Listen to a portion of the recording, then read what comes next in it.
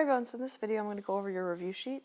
This is your replacement test, so it is an optional review sheet, and the test is also optional. If you choose to take the replacement test, I will replace your lowest test grade, and if you choose to do the replacement review sheet, I will replace your lowest homework grade. Okay, so the first question says, angle theta is in quadrant 3. So the first thing I'm going to do is I'm going to draw angle theta in quadrant 3. So, I'm going to put my terminal ray. Remember, this is your initial ray right here. It's always on the positive x-axis. My terminal ray is here. And from that, what I can do is I can draw a triangle. Remember your bow tie. So if I was in quadrant 1, it would look like this. If I was in quadrant 2, it would look like this. Quadrant 3 looks like this. And then quadrant 4 looks like this. Okay? So, this is the triangle I'm using because we're in quadrant 3. I'll highlight it for you.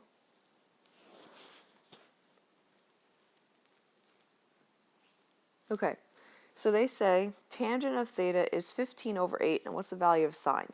Now, whenever they give me a fraction with tangent, sine, or cosine, I always think of catoa.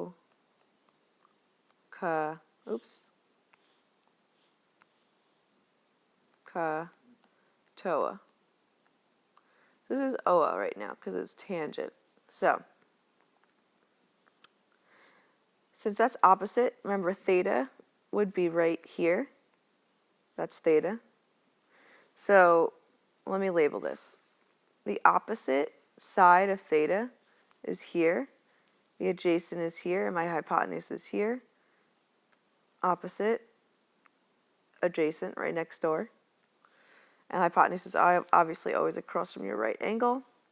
And this fraction is 15 over 8. So opposite over adjacent. Okay. So what I want to do is I want to find the missing side. So I really need to find this side, the h, first before I can do anything. So how do we do that? Well, very simple. We do our friend the Pythagorean Theorem. Okay, so a squared, it doesn't really matter which one you make a because they're both legs. So I'm going to do 15 squared. I get 225 plus 64.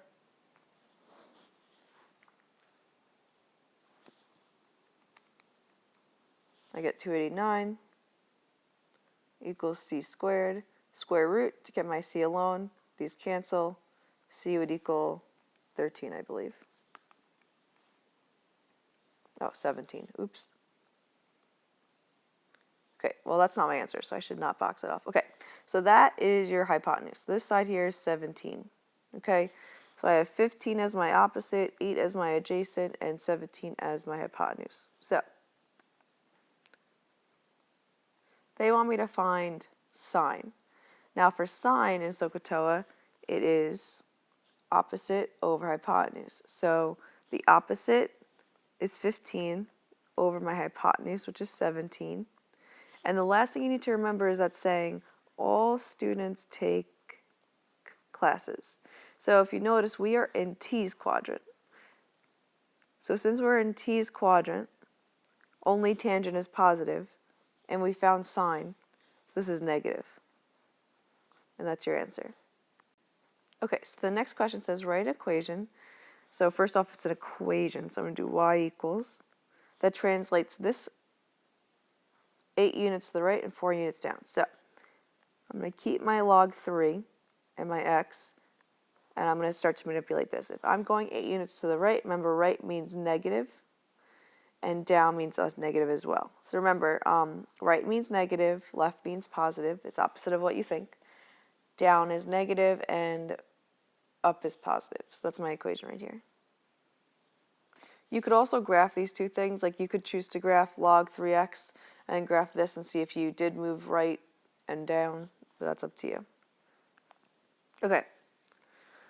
So next question. It says simplify. Now the first thing I notice is that this exponent is negative. We don't like negative exponents, so what I can do first to take care of that is flip this. So when you flip the inside, it makes the exponent positive. So that's step one. That's only if you have a negative exponent. Now, what I'm going to do is I'm going to distribute this to the top and the bottom. What this gets distributed to is the exponent. So this becomes 256 to the 3/4. And when you have a power to a power, you multiply them. So 8 times 3/4.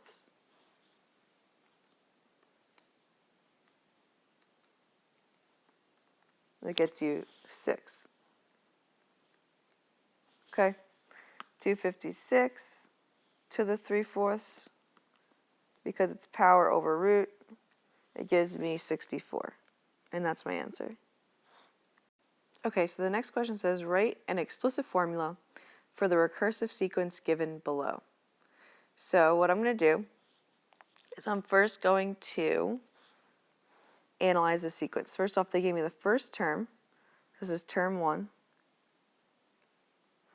And then they also tell me a pattern here. This is recursive. Recursive means that you need the previous term to get the next one. And we know it's recursive because of this subscript right here. Remember, n-1 means the previous term. Now what I see here is that to get a next term, they're taking the previous term and subtracting 1. So the pattern is subtracting 1. So since we're subtracting 1, this gives me a d value. Remember, when it's arithmetic, it's a d value. When it's geometric, it's an r value. Arithmetic is adding or subtracting, and geometric is multiplying or dividing. So I want my explicit formula. So what I'm going to do is I'm going to go to my reference sheet and find my explicit a1 plus n-1 times d for arithmetic, because we're subtracting. And I'm going to plug in for a1 and d. So an equals -5 plus n-1 times -1. Now you could choose to do, leave it like this, but if it's multiple choice, sometimes they simplify. So I'm going to do -5 plus, and notice I'm distributing the -1. So it'd be -n plus 1. These guys would combine, and I get an equals -4 minus n. Okay, so for the next question, they want to find the solutions of the equation. Now the first thing I notice is that this is 4 terms. So the best thing I should do right here is split this down the middle and factor by grouping. Now, before I even do that, I just realized I should probably look for something that you should always look for before you factor, and that's GCF. And if you notice, in all of these guys, all of these terms, they're all divisible by 2, because those are even numbers, and they all have a d in it. So I'm going to divide each of these guys by 2d. So that means I pull out a 2d, I end up getting d to the 3rd plus 3d squared minus 9d minus 54 divided by 2, 27. And the d goes away. Okay, so now I'm going to factor by grouping. I notice that there is a d squared in both of these, so I'm going to pull that out.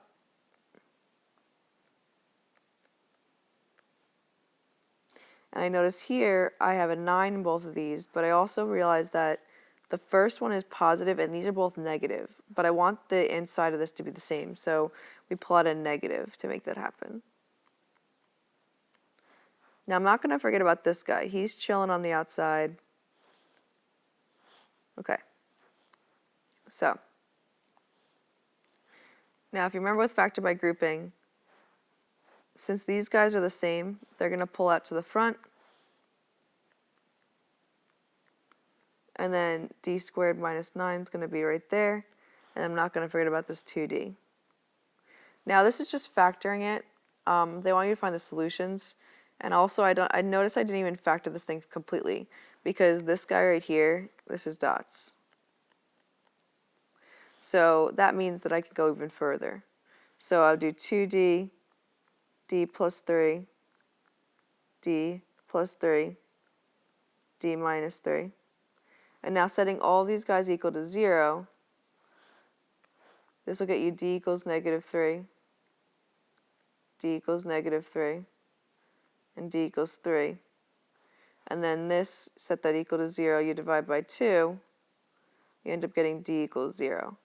the answers to this would be 0, -3, and 3.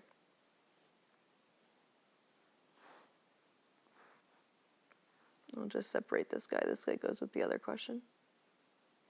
Okay. This question says, describe the difference between an even and an odd function and sketch an example of each. Well, even function, odd function, all depends on the symmetry. So an odd function has symmetry over the origins. That means I would go through the origin, have a mirror reflection over it. This would be odd because there's symmetry over the origin. So I'd say symmetry over origin. And then for the even functions have symmetry over the y-axis. Now I'm not perfect at drawing these, but the point is that you'll be able to fold this over like a butterfly over the y-axis. Like this would reflect over this perfectly, mirror image. So this would be an even example, and this is even because we have symmetry over y-axis. Okay. Next question says, which equation represents a parabola with a focus of 0, 4 and a directrix of y equals 2? Again, as always, I like to make a picture. So y equals 2 would be a horizontal line. That's my directrix.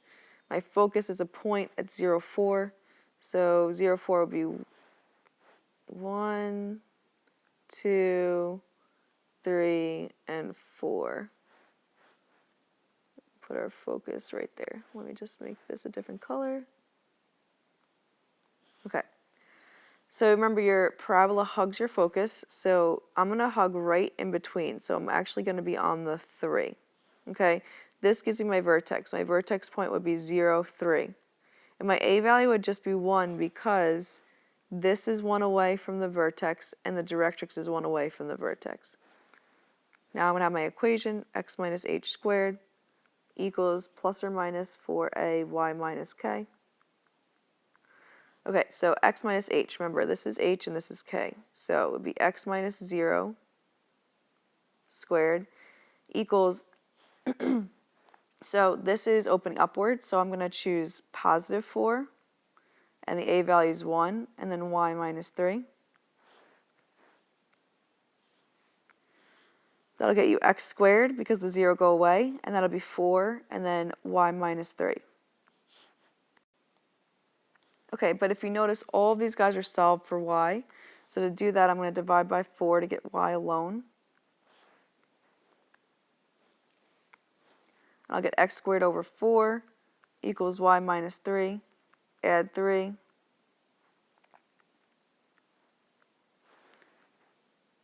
And then I end up getting x squared over 4 plus 3 equals y.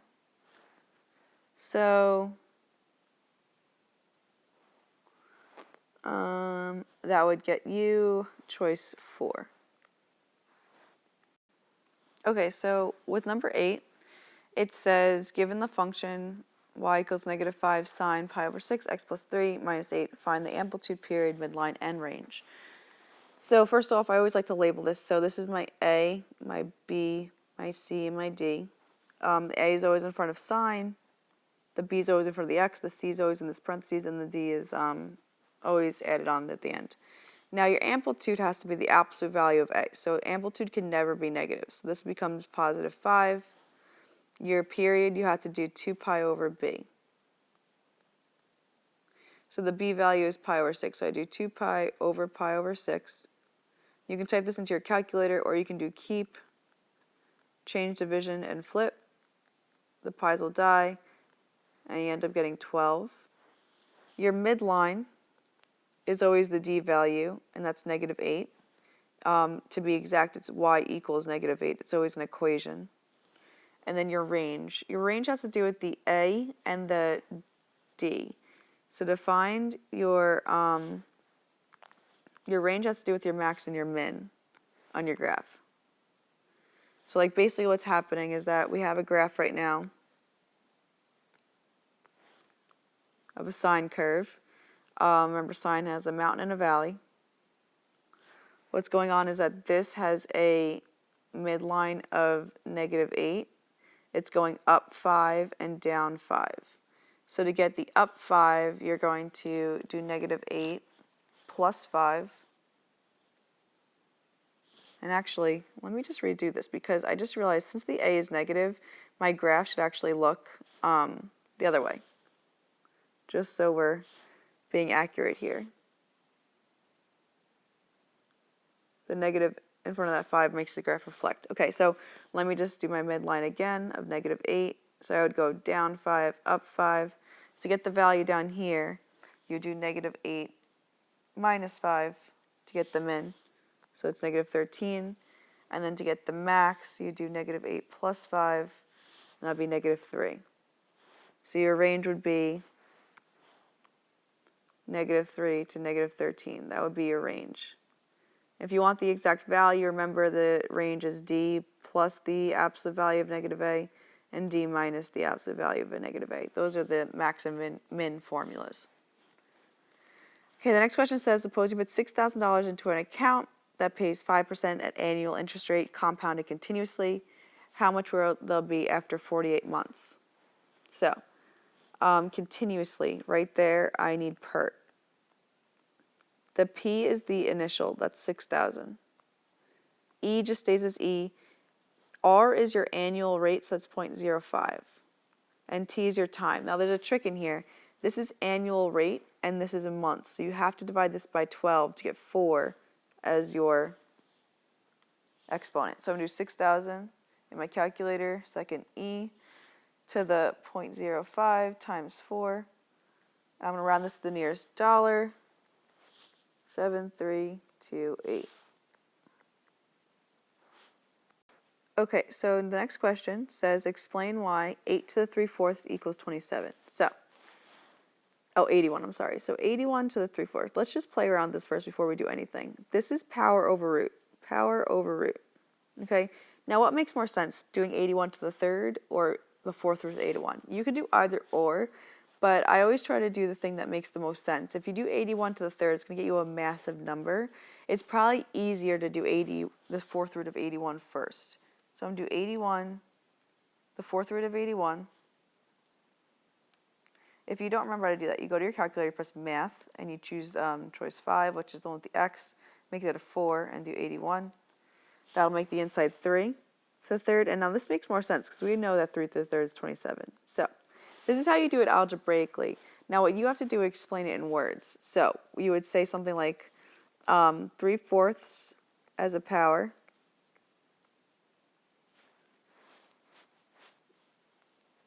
Let me just write this a little bit neater. As a power means power over root.